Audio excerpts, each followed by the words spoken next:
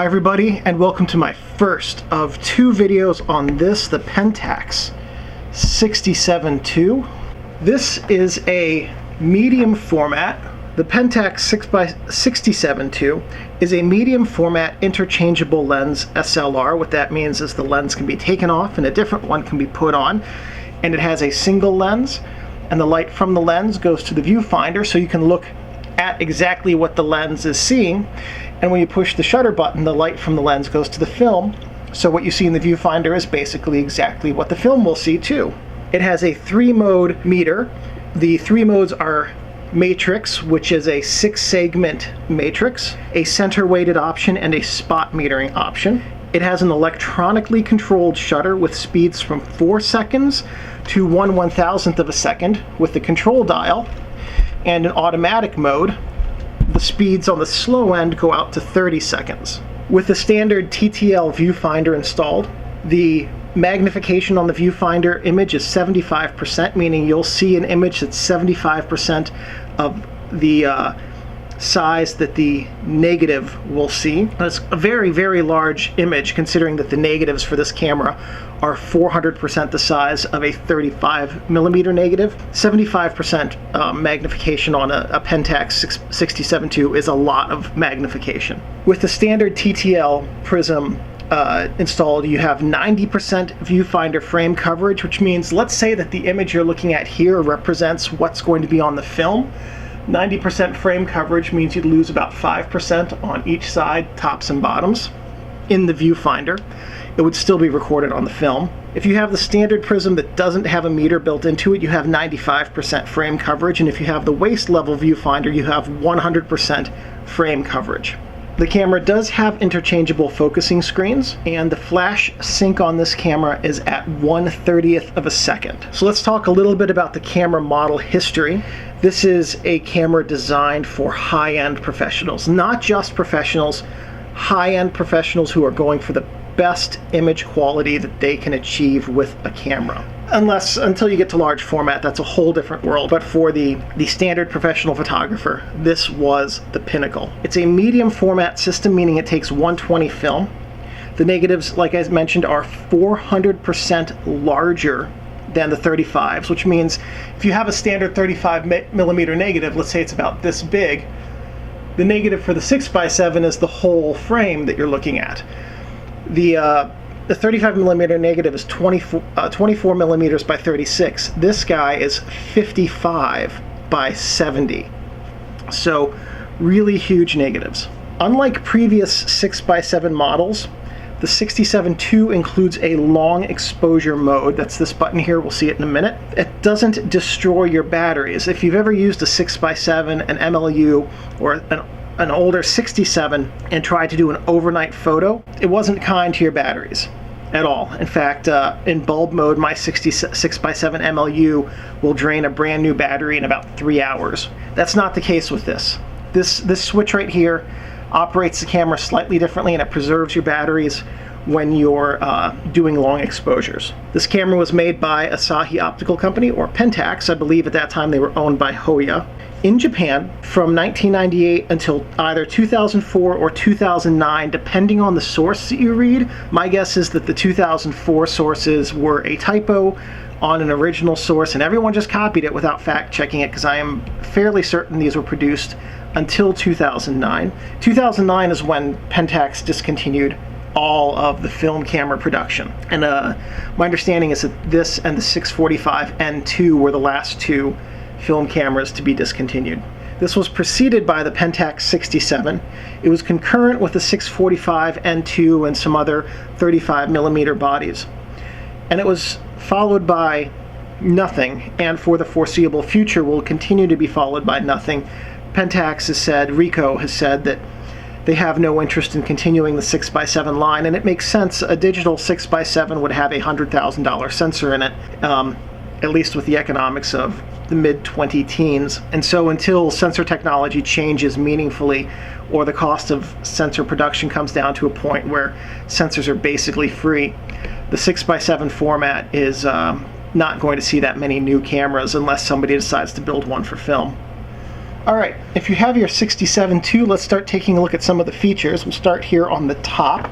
If you have the camera grip, which is this bit right here, here's the flash hot shoe. Here is the cable and the ports that connect the hot shoe to the camera's flash port over here. This is the shutter control dial and the shutter release control dial release lock. So you can rotate the dial however you want from bulb to 1,000th of a second.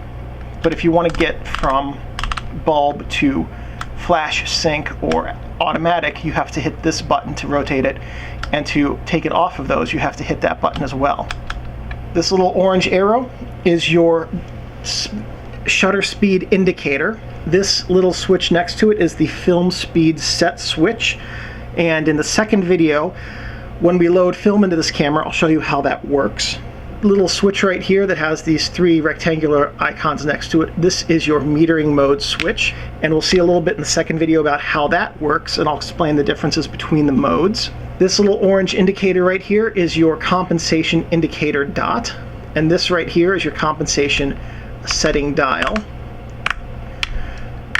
You can adjust your compensation to up or down three stops. If you're in 0, you have to push this button to get out the lock to get out of it. That prevents you from accidentally adjusting your compensation without realizing it. Here we have your LCD display, and it tells you whether or not you have film in here. When your camera's on, it'll tell you the ISO, 1250 in this case, and that number 2 is what frame you're on, which means I'm going to have to go take some shots to empty that roll before we do the second video. This little switch right here, this is your multiple exposure switch.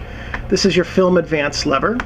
What's amazing about this is this lever, this is a bit of phenomenal engineering. You advance it one time to both cock the shutter and advance a full frame, and many of the like for instance the Norita, a lot of people say that the 6x7 was based on the Norita. Engineeringly they're much different, because the Norita required 2 advances, one to cock the shutter and one to advance the film. Pentax combined it all into one motion. Really fantastic, brilliant engineering. This dial right here on the front of the grip, that's lock, on, and self timer. And then this little silver button right here is your shutter release button. Alright, here's the front of the camera, and what we're seeing here, the primary feature is the lens mount. This little orange dot is your lens index mounting mark, and we'll see how that works in the second video. This is your lens locking pin, and as you can see it moves into the lens mount a bit when I push the lens release in right here. We have this grip over here, and on the side underneath you can see one of the rivets right here underneath the side grip. These are the lugs for your strap, so your strap can either connect to the grip or to the camera directly, and I'll show you how to remove this grip in the second video and put it back on. Obviously I'm not just going to take it off and be like, oh, I'm done with this. Alright, here we are on the back of the camera. This is the film back, this whole area. Over here on the side is the film back release, and it's what you push to open up the film back. This is the film memo holder, and what you do is when you get a box of film, you tear the tab off the box and just slide it right in there so you know what you have.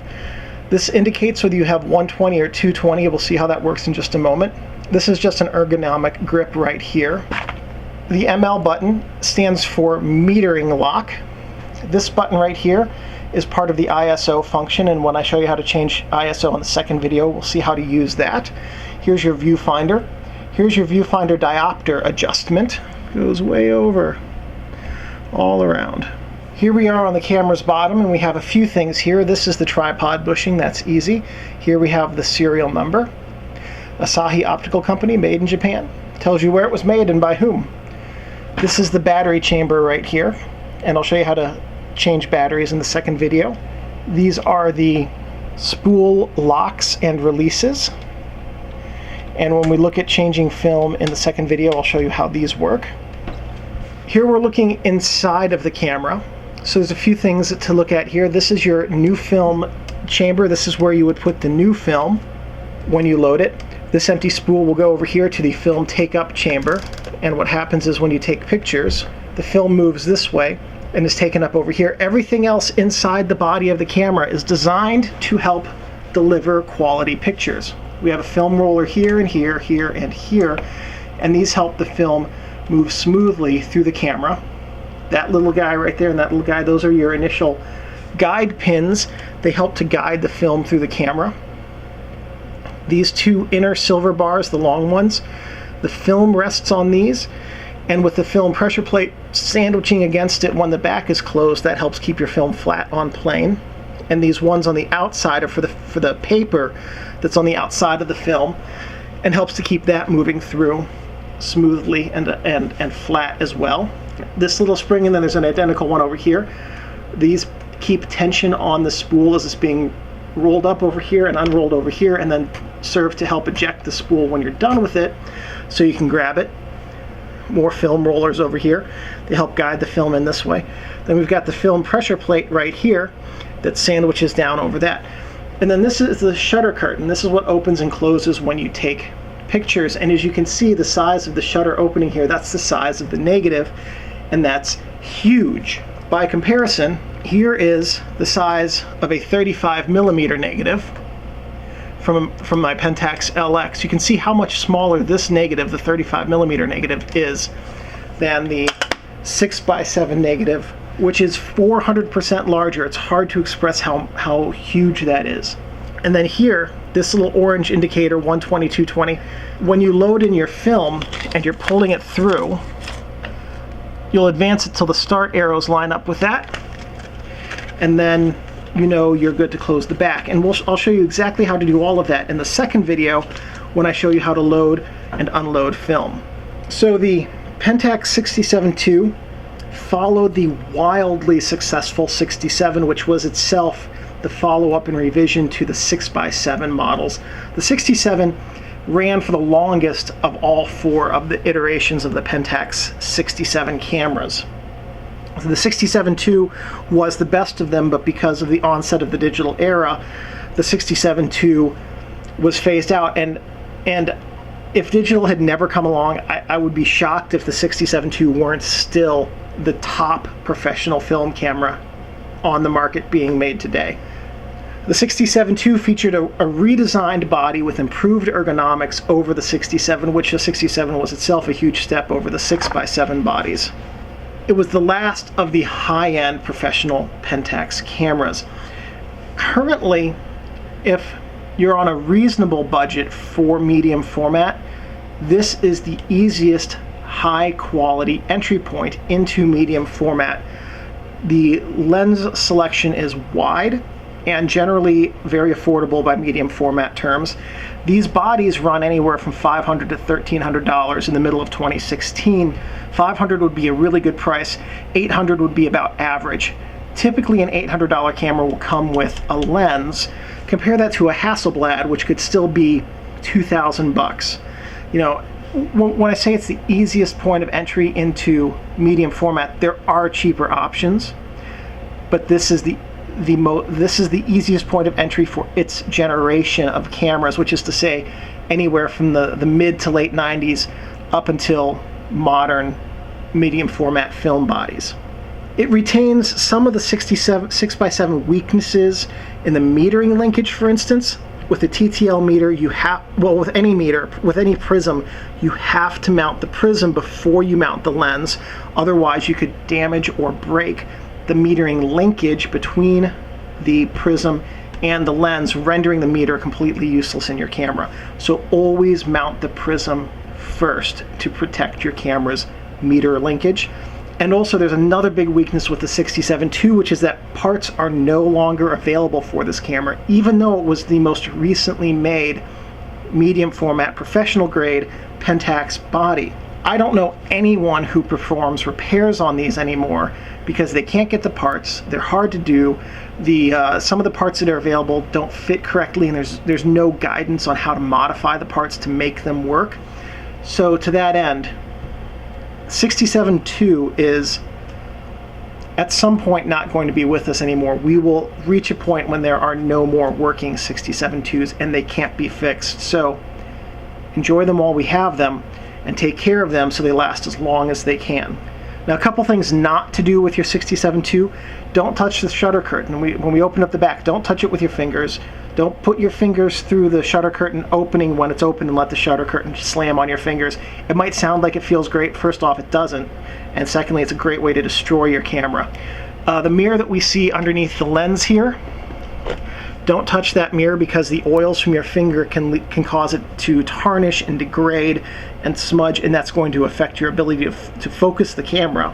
Don't leave your camera or lenses in your car, because in the summer you'll get heat damage, which will cause oils to get really thin, and then you risk getting oils onto your camera's aperture blades, and that's a good way to make them not function correctly. You can also get oils onto different mechanisms within the camera, which causes them to not operate correctly. If you leave it in your car over the winter, the oils will get really thick and break down, and then they won't lubricate properly. So just don't leave it in your car. That's also a great way to have your camera gear stolen and your car window broken. As a rule of thumb, don't leave camera gear in your car. Do not store your camera in a plastic bag or box unless you have a really good rechargeable desiccant pack in with it that you recharge whenever it needs to be recharged. If you keep your gear in an enclosed container and moisture gets in there, moisture will cause fungus to grow on your lenses, the foam in your camera, the foam light seals, other parts of your camera, and just make it smell really terrible. So it's not a good idea to keep it in an enclosed plastic container. Don't let your camera get wet. I don't believe that these are weather sealed. They certainly don't appear to be. So it's a good idea not to take these when you go ride that boat that goes into the Niagara Fall mist. Not a good idea. And just remember, your camera is a precision tool and should be handled with care and respect. And as long as you take care of your camera will take care of you. So this is the first video on the Pentax 67-2. If this video was helpful, please give me a thumbs up. That lets me know I'm on the right track and I'm producing content that's helpful to you. If you'd like to subscribe to find out when I have more videos coming, by all means, please do that. If you have any questions or comments, please put those in the comment section below, and I'm pretty good about responding fairly quickly.